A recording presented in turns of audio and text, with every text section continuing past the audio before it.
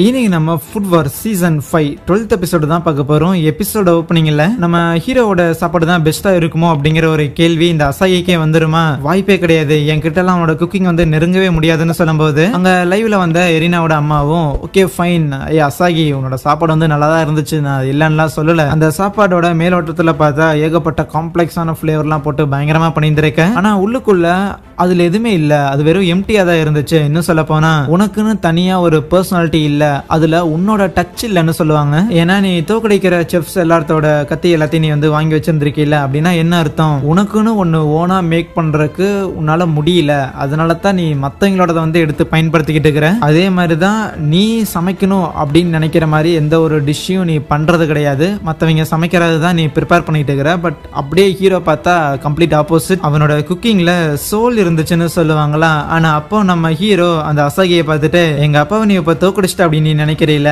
ஆனா இது அவரோட பிரைம் ஃபார்ம் கிடையாது. நான் சின்ன வயசுல இருக்கும்போது நான் அவரு கூட பேட்டில் போட்டுக்கிட்டு இருந்தேன்ல, அன்னைக்கு தான் அவரு பிரைம் ஃபார்ம்ல இருந்தாருன்னு சொல்றான். சோ அசாகி நம்ம ஹீரோட அப்பாவை தோக்கடிச்சதுக்கான காரணம் மேபி அவருக்கு வயசாயிடுச்சு, சோ அந்த மாதிரி ஏதோ ஒரு ரீசன் சொல்றாங்க. அண்ட் இவென்ச்சுவலி நம்ம ஹீரோ ஜெயிச்சிட்டான் அப்படின்னு சொல்லி அனௌன்ஸ் பண்ணிடுறாங்களா.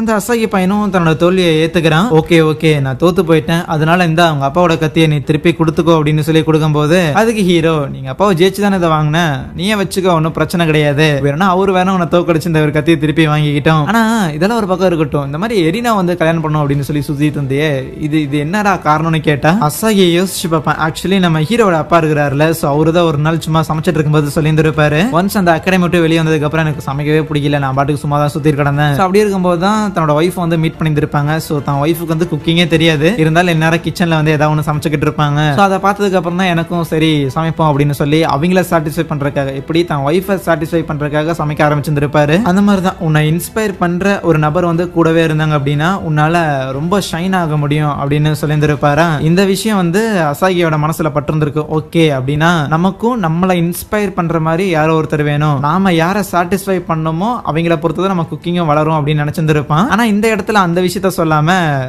வேற எதுக்கு, அவகிட்ட காட் டங்க் இருக்குது, அதை வச்சு நான் என் திறமையை உயர்த்திக்கலாம்னு நினைச்சேன்னு சொல்லும் போது ஹீரோவும் சும்மா பொய் சொல்லிட்டு இருக்காத, உண்மையான காரணத்தை சொல்றான்னு கேட்கும்போது அவன் சொல்ல மாட்டான், அங்கிருந்து வந்துருவானா. ஆனா அப்ப அந்த அசாகியை பார்க்க எரினோட அப்பா இருக்கிறாருல, சோ அவனை பார்க்கும்போது ஏதோ ஒரு வித்தியாசமான ஒரு உணர்வு ஒன்று ஏற்படுதுன்னு யோசிக்கிறாரு. ஆக்சுவலி அந்த அசாகி வந்து நம்ம ஹீரோட அப்பாவுக்கு ஃபேமிலிலாம் இருக்குது, பட் ஹீரோட அப்பா தன்னை விட்டு போனதுக்கு அப்புறம் அதுக்கு முன்னாடியும் தனியா தான் இருந்திருக்கான், பட் அவர் போனதுக்கு அப்புறம் இன்னும் தனியா இருந்திருப்பான். அந்த இடத்துல இருந்தா நம்ம ஹீரோட அப்பாவும் ஓகேடா தம்பி, உனக்குன்னு ஒரு தனியான ஸ்டைல கிரியேட் பண்ணும் அப்படிங்கிற விஷயத்த யாராவது ஒருத்தர் உனக்கு சொல்லி கொடுத்துருக்காங்கன்னு நினைக்கிறேன், பட் இருந்தாலும் பரவாயில்ல, எப்போ உனக்கு நான் தான் சமையல் சொல்லி கொடுத்தேன் அப்படிங்கிறது மட்டும் மறந்துடாதுன்னு சொல்ல சரியா போயா போயா அப்படின்ட்டு அங்கிருந்து போவானா. அண்ட் அசாகி பார்த்தா இந்த ஒரு அண்டர் கிரவுண்ட் இதுல இருந்து விலகிக்கிறானாமா, பட் இருந்தாலும் நீங்க விலகினாலும் பரவாயில்ல உங்க கூட தான் இருப்பேன் அப்படின்னு பின்னாடி சில பேர் சுத்திக்கிட்டு இருப்பானுங்களா. அவங்க போறதை கவனிச்சா நம்ம குகா சீனியரும் அப்படி ஒருத்தங்கிட்ட தான் நீ தோத்து போயிருக்கேன்னா பரிதாபமா இருக்குடான்னு சுகாசாவை கலாய்க்கும் போது அதுக்கு சுகாசாவும் இல்ல இல்ல அந்த தோல்வி எனக்கு ரொம்ப தேவைப்பட்டுச்சு, நான் கண்டிப்பா இன்னும் மேல போகணும் அப்படின்னு சொல்லுவானா. அதுக்கப்புறம் பசங்க எல்லாரும் வந்து நம்ம ஹீரோக்கு வாழ்த்துக்கள் எல்லாம் சொல்லிட்டு இருக்கும் போது நம்ம எரினாவோட அம்மா திருப்பி லைவ்ல வந்துட்டு தம்பி நீ பண்ண சாப்பாடு நல்லா தான் இருந்துச்சு, இருந்தாலும் நான் இவ்வளவு நாள் சாப்பிடாம இருந்திருக்கேன்ல, அதுக்கு அது அந்த அளவுக்கு சாட்டிஸ்ஃபைங்கா இல்ல, சோ இன்னும் உன்னால முடிஞ்ச பெட்டரான ஒரு டிஷ்ஷை ஃபைனல்ஸ்ல வந்து பண்ணி காட்டுறா அப்படின்னு சொல்றாங்க. சோ ஃபைனல்ஸ் வந்து நம்ம ஹீரோக்கும் எரினாக்கும் தான் நடக்க போகுது. அப்ப அதுவே எரினோட அப்பா இருக்கிறாருல, சோ அவரு போயிட்டு தன்னோட ஒய்ஃபை மீட் பண்றாரா. மீட் பண்ணி அது கொஞ்சம் ஃபார்முலா பேச ஆரம்பிப்பாங்க அப்படின்னு பார்த்தா ரெண்டு பேரும் அந்த சின்ன பிள்ளை மாதிரி சண்டை போட ஆரம்பிச்சிடறாங்களா. அப்போ எரினாவோட அம்மா தான் சொல்றாங்க நீ இப்போவாது கொஞ்சம் எனர்ஜெட்டிக்கா ஏதாவது சண்டையாவது போடுற, நீ முதல்ல இதுக்கு மேல மோசமா இருந்தேன்னு சொல்லுவாங்க. ஏன்னா ஒன்ஸ் நம்ம ஹீரோவோட அப்பா அகாடமி விட்டு போனதுக்கு அப்புறம் எரினாவோட அப்பாவுக்கு அப்படியே லைக் வாழ்க்கையே இருண்டு போன மாதிரி ஆயிருந்திருக்கும். சோ இந்த அகாடமில தான் படிச்சிருக்காரு அப்படின்னா ஒன்ஸ் அந்த மொட்டையும் நம்ம ஹீரோவோட அப்பாவும் இந்த அகாடமி விட்டு போனதுக்கு அப்புறம் அவரு தானே டாப் ஆஃப் த டேபிள் போயிருப்பாரு. சோ கவுன்சில் ஆஃப் 10ல நம்பர் 1ல இருந்த காரணத்துக்காகவே அவனுக்கு உலகம் முழுக்க இருந்து ஏகப்பட்ட ஆஃபர் வந்திருக்கும். பெருசா அது பண்றதுல இஷ்டம் இல்ல அப்படின்னாலும் திறமை இருக்கு சும்மா பண்ணி வைப்போம் அப்படின்னு சொல்லி அந்த மாதிரி வேலையெல்லாம் பார்த்துட்டு இருந்திருப்பான். இப்படி இருக்க ஒரு நாள் தான் இவன் இந்த எரினாவோட அம்மாக்கு சமைச்சு கொடுத்துருப்பானா. ஆனா அவங்க எவன்டா இப்படி கேவலமான சோத்தை செஞ்சது அப்படின்னு சொல்லி வந்து கலிகளி ஊத்திருப்பாங்க. யார் சாப்பாடை யாரு கேவலம்னு சொல்றதுன்ட்டு அதுக்கப்புறம் தொடர்ந்து நம்ம எரினாவோட அப்பா சமைச்சு கொடுக்க அவங்க கேவலமா இருக்கு. அதுக்கப்புறம் ஒரு பாயிண்ட்டுக்கு மேல வந்து ஓகே ஃபைன் நல்லா இருக்கு அப்படின்னு சொல்லி இருந்திருப்பாங்களா. அண்ட் எரினாவோட அம்மா இந்த சாப்பாடு நல்லா இருக்குன்னு சொன்னது எரினாவோட அப்பாவுக்கு அதுக்கப்புறம் தான் ஓகே அப்ப இவன் நம்ம கூட இருக்கிற வரைக்கும் நம்மளால வந்து திருப்பி இந்த குக்கிங்ல ஹாப்பினஸ் பார்க்க முடியும், சமைக்கிறது வந்து ஜாலியா இருக்கும் அப்படின்னு நினைச்சிருந்திருப்பாரு. சோ அவங்களுக்கு இவென்ச்சுவலி குழந்தையும் பிறந்திருக்கும். அண்ட் எரினாக்கும் அந்த காட் டங்க் இருக்கிறத பார்த்துட்டு எரினாவோட அம்மாவுக்கு வந்து ஒரு மாதிரி பயங்கரமா இதா இருக்கும், மன உளைச்சலா இருந்திருக்கும். எனக்கு தான் காட் டங்க் இருக்குது, என்னால தான் எந்த ஒரு ஃபுட்டை என்ஜாய் பண்ண முடியலன்னு பார்த்தா என் பொண்ணுக்கும் அதே ஒரு நிலைமையான்னு சொல்லி அதுக்கப்புறம் சில வருஷம் கழிச்சு அப்படியே அவங்க வீட்டு விட்டும் போயிருந்திருப்பாங்க. ஸோ இப்போ அவங்க பேசிட்டு இருக்கிறத நம்ம ஹீரோவோட அப்பா, அதுக்கப்புறம் எரினாவோட தாத்தா அப்படின்னு சொல்லி எல்லாருமே கேட்டு இருந்திருப்பாங்க. என்னடா உன் வாழ்க்கையில நான் விட்டு போனதுக்கப்புறம் நிறைய கஷ்டங்கள்லாம் நடந்திருக்கு போலே அப்படின்னு நம்ம ஹீரோட அப்பாவுக்கு அப்பதான் அந்த விஷயங்கள்லாம் புரிய வருதா. ஸோ அதுக்கப்புறம் இன்னொரு விஷயத்தையும் சொல்றாங்க. ஸோ மேபி இந்த ஒரு அசாகி பையன் இருக்கிறான்ல, ஸோ அவனுக்கும் உனக்கும் ஏதோ ஒரு கனெக்ஷன் இருக்கிற மாதிரி தோணுது. ஏன்னா நீங்க 2 பேரும் பாக்குறதுக்கும் ஒரே மாதிரி இருக்கிறீங்க. அதே நேரத்தில் அந்த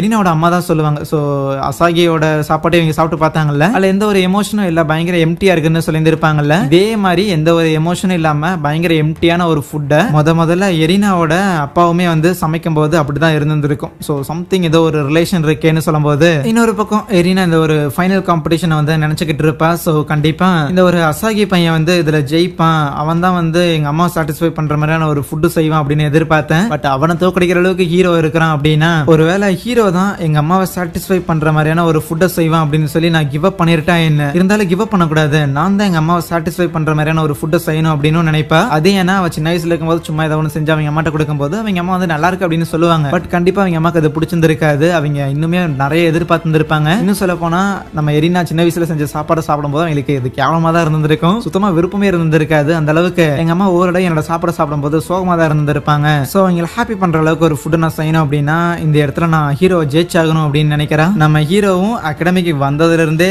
எரினா கிட்ட எப்ப பார்த்தாலும் வம்பெடுத்துட்டு இருக்கிற ஒருத்தன் தான், உன்னை கண்டிப்பா தோக்கடிப்பேன், உன் வாயால என் சோறு நல்லா இருக்குன்னு சொல்ல வைப்பேன் அப்படின்னு சொல்லிட்டு இருந்தவன். ஸோ கண்டிப்பா சொல்ல வைக்கிறேன் அப்படிங்கிற மாதிரி தான் உப்பையும் நினைக்கிறான். ஸோ அதுக்கப்புறம் இவென்ச்சுவலி அவங்க 2 பேருக்கான அந்த ஒரு போட்டியும் ஆரம்பிக்குது. அண்ட் என்ன டிஷ் பண்ணணும் அப்படின்னா இந்த உலகம் இதுக்கு முன்னாடி பார்க்காத ஒரு டிஷ், அவ்வளவுதான், மொட்டையா. அப்ப இந்த போட்டியை பார்க்கறதுக்காக நம்ம எரினாவோட தாத்தாவும் ஸோ அவங்க 2 பேரும் பேசிக்கும் போது தலை உன் பிளான் சூப்பரா போகுதுல அப்படிங்கிற மாதிரி சொல்லுவாரா.